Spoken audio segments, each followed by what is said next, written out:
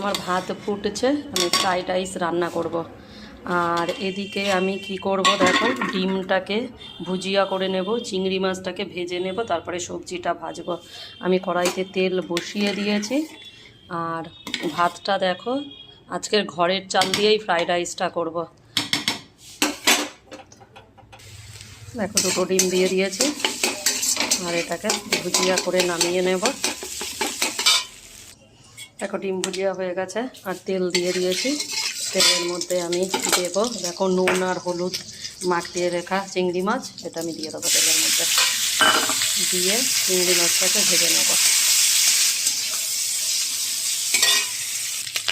দেখো চিংড়ি মাছ আমার ভাজা হয়ে গেছে, আর চিংড়ি মাছটা নামাবো। নামিয়ে আমি সবজিটা দেব। তেল দিয়ে দিয়েছি, তেল গরম হয়ে গেছে, এবারে আমি সবজিটা দিয়ে দেবো।